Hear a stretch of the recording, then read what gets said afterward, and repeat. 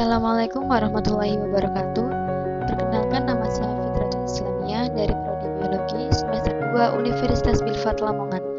Di sini saya akan memenuhi tugas akhir untuk video pembelajaran mata kuliah Pendidikan Agama Islam dengan materi proses terjadinya pembuahan pada manusia. Mari kita simak video kali ini bersama-sama. Proses terjadinya pembuahan pada manusia.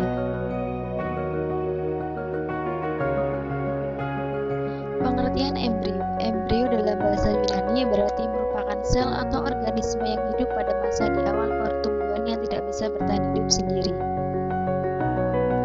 Bisa kalian lihat pada gambar yang sudah saya berikan pada video ini.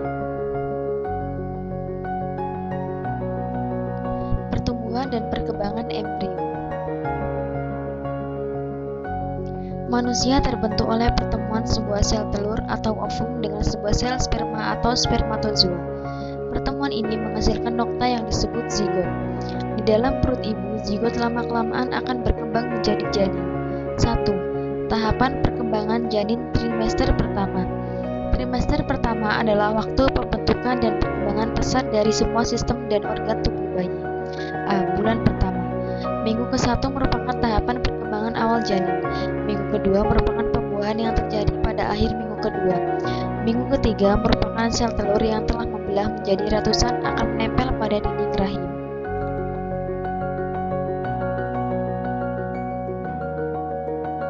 Minggu keempat merupakan daerah mulai mengalir dari plasenta ke janin. Bulan kedua.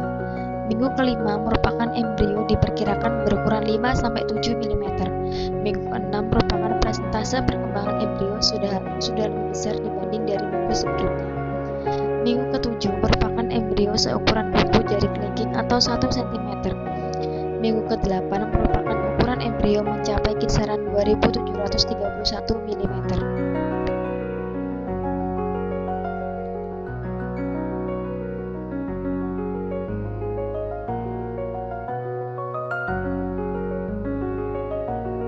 C. Bulan ketiga. Minggu ke-9 merupakan perkembangan janin. Panjang si janin 3 cm dengan berat 2 gram. Minggu ke-10 merupakan panjang janin 4,5 cm dengan berat 5 gram. Minggu ke-11 merupakan organ tubuh sudah terbentuk dengan lengkap dan berfungsi. Minggu ke-12 merupakan struktur yang telah terbentuk akan terus bertumbuh dan berkembang kian sempurna.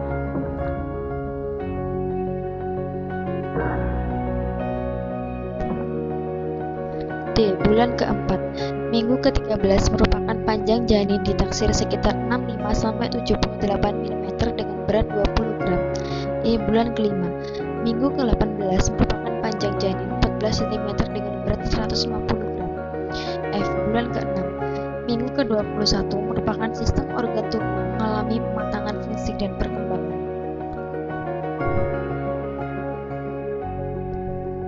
Pertumbuhan janin trimester ketiga. G. Bulan ke-7. Minggu ke-29 merupakan berat janin sekitar 1250 gram dengan panjang 37 cm.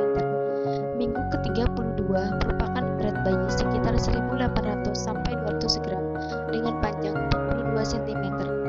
H. Bulan ke-8. Minggu ke-33 merupakan berat janin lebih dari 2000 gram dengan panjang 43 cm. Minggu ke-35 merupakan fisik bayi berukuran sekitar 45 cm dengan berat 2450 gram. I. Bulan ke-9. Minggu ke-36 merupakan berat bayi seharusnya mencapai 2500 gram dengan panjang 46 cm. Minggu ke-37 merupakan panjang bayi 47 cm dengan berat 2950 gram. Minggu ke-38 merupakan berat bayi sekitar 3250 gram dengan panjang 49 cm. Minggu ke-40 merupakan panjang bayi kisaran 45 sampai 55 cm dan berat sekitar 3300 gram dan siap dilahirkan.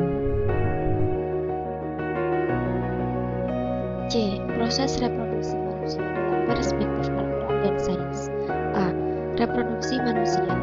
Kata sperma atau nutfah sering diterjemahkan dengan istilah air mani atau tetes mani. Dalam dunia sains diartikan sebagai konsentrasi fluida yang mengandung sperma. Nutfah juga disebut sebagai air yang hina. Ma'in mahin. Surat Al-Mursalat ayat 20. Untuk membuahi sel telur perlu dipersiapkan kurang lebih 200 sampai 300 juta sel sperma.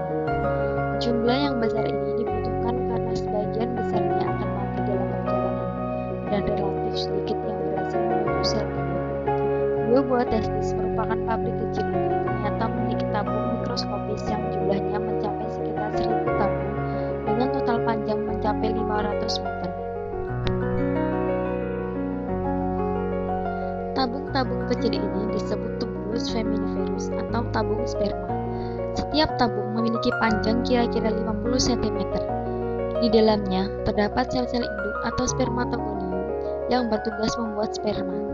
Dengan demikian telah terlihat oleh kita sungguh amat sempurna Allah Subhanahu wa taala, sehingga manusia yang berimanlah yang dapat mengambil pelajaran dan hikmahnya. Firman Allah Subhanahu wa taala dalam Al-Qur'an, apakah manusia mengira dia akan dibiarkan begitu saja tanpa pertanggungjawaban? Bukankah dia mulanya hanya setetes mani yang ditumpahkan ke dalam rahim? Sesungguhnya aku bertawakal kepada Allah Tuhanku dan Tuhanmu. Tidak satupun makhluk bergerak yang bernyawa melainkan dialah yang memegang membunuhnya atau menguasainya. Sungguh Tuhanku di jalan yang lurus dan adil. Quran Surat Hud ayat 56. B. Pembentukan alaqah dan mudghah. Proses menempelnya zigot pada dinding rahim. Pada istilah kedokteran biasa disebut dengan istilah blastosid, dan zigot ini tumbuh hingga hari ke-15. Ketika sudah pembentukan alaqah dimulai, embrio ini melalui pembuahan sel di tuba Fallopi sambil terus bergerak menuju tempat menetapnya selama 9 bulan, yakni di rahim ibu atau uterus. Fase-fase penciptaan manusia telah dijelaskan di dalam Al-Quran dan hadis Nabi Muhammad SAW. Firman Allah dalam Al-Quran, kemudian air mani itu kami jadikan sesuatu yang melekat, lalu sesuatu yang melekat itu kami jadikan segumpal daging, dan segumpal daging itu kami jadikan tulang belulang, lalu tulang belulang itu kami bungkus dengan daging, kemudian kami menjadikannya makhluk yang berbentuk lain. Quran Surat Al-Mu'minun ayat 14. Nabi Muhammad SAW bersabda, sesungguhnya setiap kalian hidup di dalam kandungan ibunya selama 40 hari dalam bentuk sperma, kemudian menjadi segumpal darah dalam waktu 40 hari, dan menjadi segumpal daging juga dalam waktu 40 hari. Hadis riwayat Bukhari. Jadi, alaqah adalah suatu stadium embrionik yang berbentuk seperti buah bir ketika sistem kardiovaskular atau sistem pembuluh jantung sudah mulai tampak dan hidupnya tergantung kepada darah ibunya. Bentuk seperti lintah menjadi mudghah, yaitu sesuatu yang mirip dengan sepotong daging atau permen karet yang telah dikunyah. Tahapan mudghah ditandai dengan bermulanya pertumbuhan dan pembiakan sel yang luar biasa.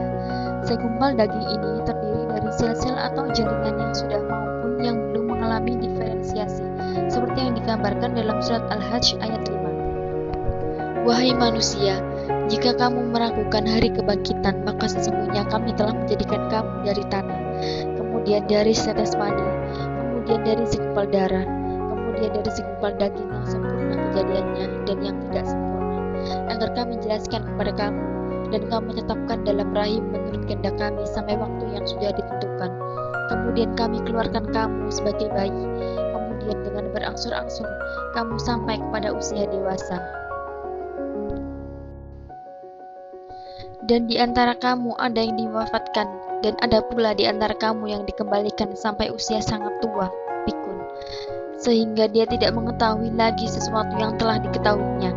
Dan kamu lihat bumi ini kering, kemudian apabila telah kami turunkan air hujan di atasnya, hiduplah bumi itu dan menjadi subur, dan menumbuhkan berbagai jenis pasangan tumbuhan yang indah.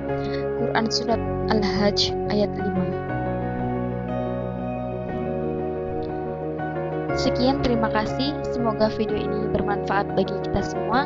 Wassalamualaikum warahmatullahi wabarakatuh.